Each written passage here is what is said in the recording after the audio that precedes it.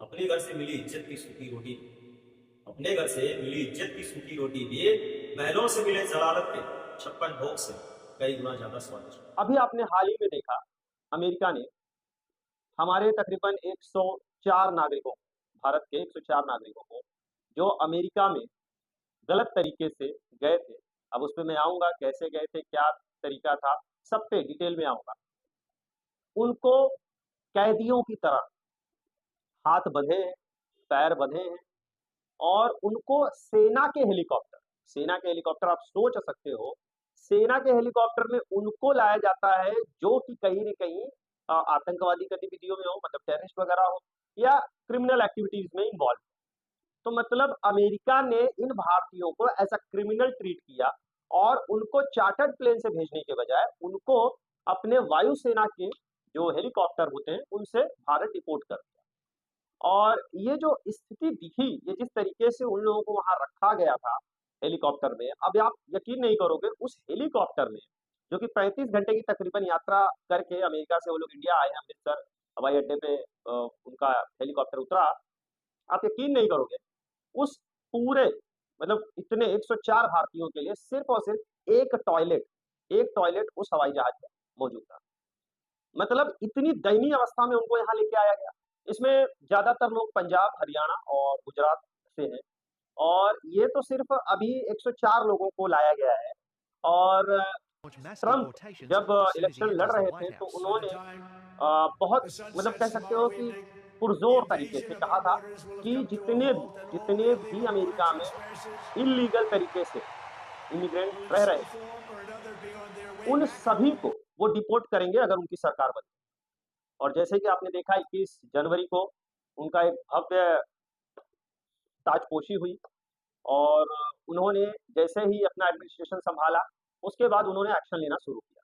और ये सिर्फ भारत के साथ नहीं हो रहा है, बहुत सारे दूसरे देशों के नागरिक वहां जो हैं इलीगल तरीके से, उनको वापस डिपोर्ट किया जा रहा है। तो अब मैं आपको बता देता हूं कि ये जो संख्या है भारतीयों की वहां पे जो इलीगल तरीके से रह रहे हैं, वो तकरीबन 2,75,000 है, जिनके पास कोई वैलिड डॉक्यूमेंट्स नहीं है।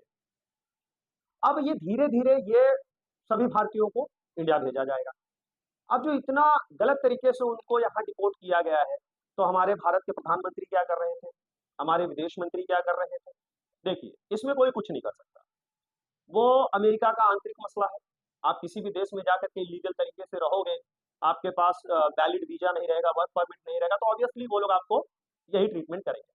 अब अमानवीय तरीके अगर कहा जाए कि उनके हाथ बंधे हैं, पैर बंधे हैं, इस तरीके से उनको यहाँ पे क्यों लाया गया, तो ये भी कहीं न कहीं एक क्रिमिनल ऑफेंस में आता है कि आप भाई किसी देश में गलत तरीके से एंट्री की। और ये जो गलत तरीका है, उस गलत तरीकों को डंकी रूट कहा जाता है, जिसके ऊपर मैं अभी विस्तार से आपको बताऊंगा वो डंकी रूट क्या है। तो ये लोग गए हैं तो ये इलीगल था, इसीलिए उनको इस तरीके का ट्रीटमेंट दिया जा रहा है। तो भारत के विदेश मंत्री ने भी कहा है कि भाई वो लोग जिनको आप डिपोर्ट कर रहे हो, ठीक है, आप डिपोर्ट करो, वो हमारे अगर नागरिक हैं तो हम उन्हें एक्सेप्ट करेंगे, सहर्ष स्वीकार करेंगे, पर ये भी निश्चित करेंगे कि अगर उसमें कोई आतंकवादी गतिविधियों में इन्वॉल्व है, जैसे अमेरिका में बहुत सारे भारत के वांटेड लोग हैं, क्या उनमें वो लोग भी शामिल हैं जो डिपोर्ट किए जाएंगे? तो ये सरकार ने हमारी कहा है कि भाई वो भी हम इंश्योर करेंगे, चेक करेंगे कि उसमें कोई क्रिमिनल एक्टिविटी वाला बंदा तो नहीं है जिसके ऊपर कोई ऑफेंस वगैरह हो। तो ये सब तफ्तीश करने के बाद ही उनको इंडिया में वापस लिया। क्या ये ट्रंप ही कर रहे हैं? मतलब अगर देखा जाए तो ट्रंप तो एक विलन हो गए बाकी लोगों के लिए, नहीं। इसके पहले जो बाइडेन की सरकार थी, उन्होंने भी ये काम किया था। इलीगल इमिग्रेंट्स जो वहां पे लोग रह रहे थे, उनको डिपोर्ट किया था, और उनकी संख्या तकरीबन 2,50,000। तो ये उन्होंने अपने कार्यकाल में इतने लोगों को डिपोर्ट किया था, और अभी फिलहाल ट्रंप भी वही करने वाले हैं।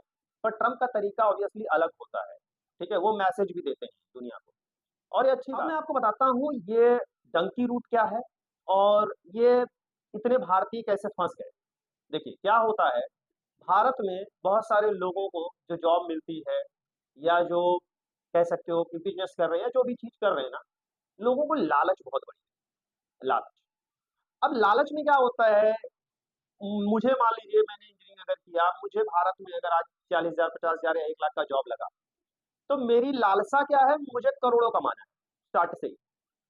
तो मैं क्या करूंगा, मुझे दूसरे कंट्री में जाना है, ऐसे कंट्री जो मुझे काफी अच्छा पे स्केल दे सके एज कम्पेयर टू भारत। तो जो खास करके पंजाब, हरियाणा, उत्तर प्रदेश या राजस्थान या गुजरात या कुछ थोड़े बहुत तेलंगाना वगैरह के लोग हैं और आंध्र वगैरह के, यूजुअली साउथ वाले मोस्टली आपके गल्फ में जाते हैं। बट ये जो इस तरफ के लोग हैं, जैसे मैंने बताया जिन स्टेट्स का, ये लोग ज्यादा करके यूरोप और अमेरिका की तरफ रुख करते हैं। और ये जो रास्ता इख्तियार करते हैं, इसमें कुछ लोगों को तो वीजा मिल जाता है। एक्चुअली क्या होता है, अमेरिका जल्दी वीजा देता नहीं, या यूरोप के जो भी कंट्रीज हैं, तो वो लंबा प्रोसेस होता है काफी। वो सब छानबीन करते हैं और इसमें काफी 1-2 साल निकल जाते हैं, तब जाके आपको वीजा मिलता है। अब लोगों के पास इतना टाइम नहीं, तो इसके लिए कौन आता है बीच में? एजेंट। अब भारत में रह रहे हो या दुनिया में, हर जगह एजेंट है।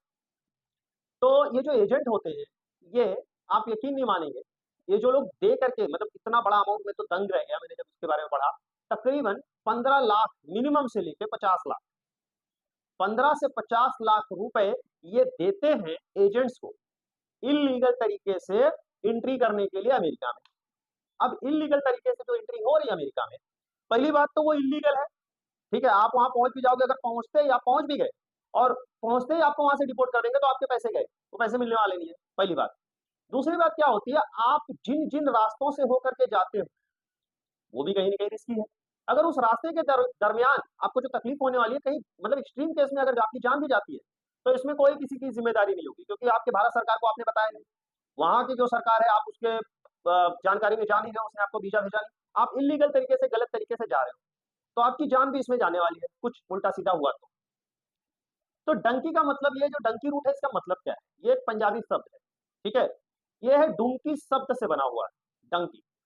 इसमें क्या होता है, एक जगह से उछल करके दूसरी जगह चले जाना, और यही ये लोग कर रहे हैं। रहते भारत में है, मतलब दूसरे देशों के भी अगर मैं कहूँ, तो ये भारतीय लोगों के साथ जो है, मैं स्पेशली भारत पे बात करूंगा, तो ये जो भारत के लोग हैं, इनको क्या है, उछलना है, कूदना है। भारत में क्या है ना, मतलब लोगों को बस मटेरियल लाइफ, ज्यादा पैसा चाहिए।